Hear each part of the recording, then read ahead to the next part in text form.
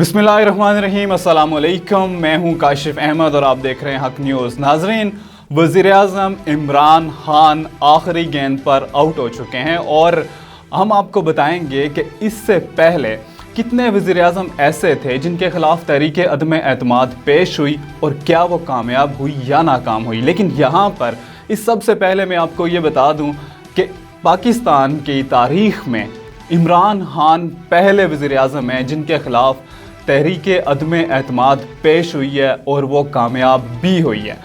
इसके बाद अगर आपको मैं बताऊं कि पाकिस्तान की तारीख़ में तहरीक अदम एतमाद का कंसेप्ट कब से आया, तो नाज़रीन 1973 के आइन में पहली बार पाकिस्तान की तारीख़ में पाकिस्तान के आइन में ये लिखा गया कि किसी भी वज़ीर-ए-आज़म के ख़िलाफ़ तहरीक अदम एतमाद पेश हो सकती है।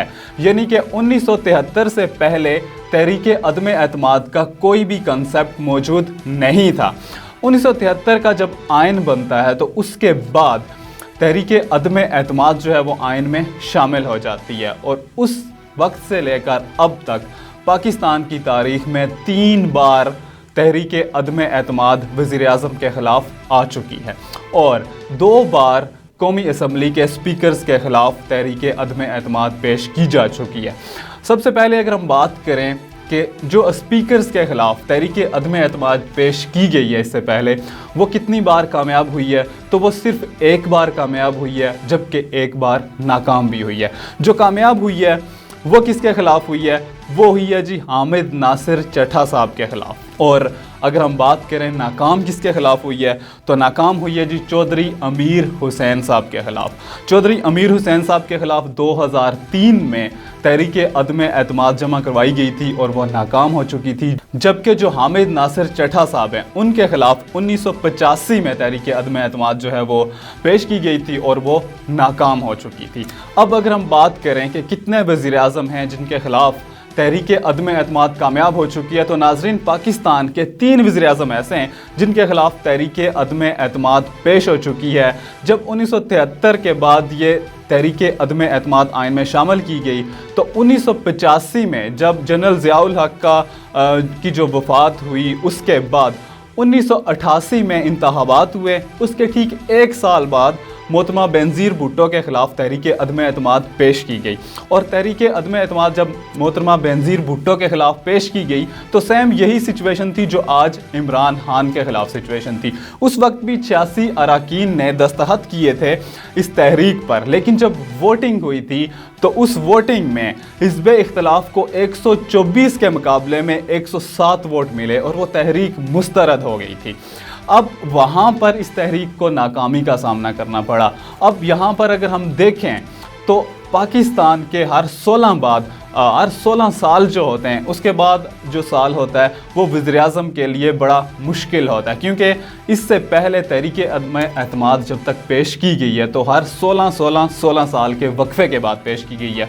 पहली जो तहरीक थी वो 1988 में पेश की गई थी, जिसका मैंने आपको बता दिया कि वो मोहतरमा बेनज़ीर भुट्टो के ख़िलाफ़ पेश की गई थी। और दूसरी जो तहरीक है, दूसरी बार जो तहरीक अदम एतमाद पेश हुई थी वो हुई थी उस वक्त के वज़ीर-ए-आज़म शौकत अज़ीज़ के ख़िलाफ़ 2006 में, यानी कि अगस्त 2006 में शौकत अज़ीज़ के ख़िलाफ़ तहरीक अदम एतमाद पेश हुई थी और वो नाकाम भी हुई थी।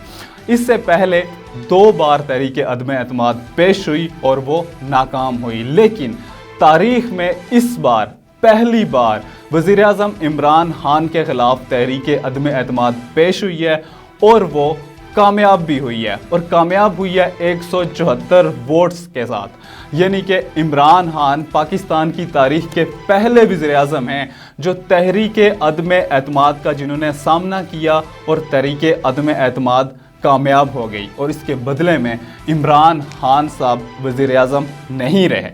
और अब अगर हम बात करें कि वज़ीर-ए-आज़म इमरान खान साहब वज़ीर-ए-आज़म अब नहीं रहे तो अब मुल्क का निज़ाम जो है वो कैसे चलेगा। अब कुछ अर्सा जो मुल्क का निज़ाम है वो अब क्योंकि जो वज़ीर-ए-आज़म हैं उनके लिए नेक्स्ट वोटिंग होगी, नेक्स्ट उनके लिए वोटिंग पड़ेगी और जो नेक्स्ट मुत्तहिदा अपोजिशन है उसमें से वज़ीर-ए-आज़म होंगे और इलेक्शन से पहले یعنی کہ الیکشن 1.5 سال بعد ہونے اگر تو اس سے پہلے یہ حکومت چلے گی اور 1.5 سال بعد الیکشن ہوں گے۔ اب دیکھنا یہ ہے کہ الیکشنز کب ہوتے ہیں، نیکسٹ کیا ریفارمز ہوتی ہیں، اور وزیر اعظم عمران خان کے خلاف تحریک عدم اعتماد کامیاب کیوں ہوئی ہے۔ اگر ہم اس کی بات کریں تو ناظرین، عمران خان صاحب بہت سارے پاپولسٹ نعرے لے کر اس ایوان میں آئے تھے، بہت سارے پاپولسٹ نعرے لے کر وہ نکلے تھے، لیکن انہوں نے اپنے نعروں کا، اپنے وعدوں کا پاس نہیں رکھا، اور عمران خان صاحب جو خود کو قائد اعظم ثانی بھی کہتے تھے، اس غرور اور تکبر کا شکار ہوئے